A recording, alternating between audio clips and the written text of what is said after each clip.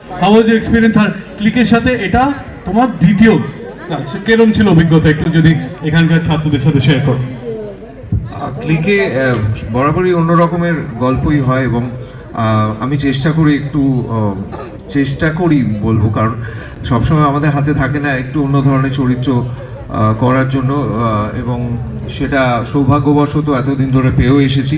ক্লিককে ধন্যবাদ। এবং রাজাদার সঙ্গে কাজ করার আমার অনেক আমার একদমই গোড়ার দিকে আমি রাজাদার সঙ্গে কাজ করেছি এবং বরাবর একটা খিদে থাকে রাজাদার সঙ্গে কাজ করার, পুরো টিমের সঙ্গে কাজ করার।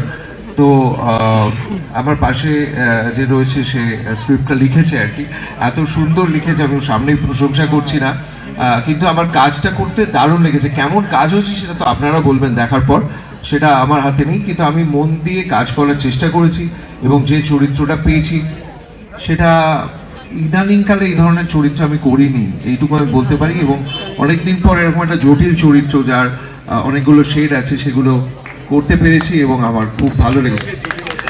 সম্পর্কে জটিলতা আমরা তোমরা বলছি, কারণ আমার মনে পড়ে যাচ্ছে আমি ইউনিভার্সিটিতে 3 মাস পড়েছিলাম, আমার বাংলা ছিল। তো তারপর বন্ধুদের ডাকে আবার ফিরে যেতে হয়েছিল আমাকে ক্যালকাটা ইউনিভার্সিটি, আমার বাংলা ছিল। তো এখানকার বন্ধুদের সঙ্গে এখনো বন্ধুত্ব রয়ে গেছে, সেটা তোমাদের ইউনিভার্সিটির সঙ্গে আমার যোগসূত্র বলতে পারে, তোমরা বলতে পারো, আমি বলতে পারি। তো সেই জায়গা থেকে, সেই অধিকারের জায়গা থেকে বলছি যে তোমরা অবশ্যই চেষ্টা করো এটা দেখার। 9 তারিখে প্রিমিয়ার হচ্ছে, 7 তারিখে স্ট্রিমিং শুরু হবে, তোমরা অবশ্যই দেখো।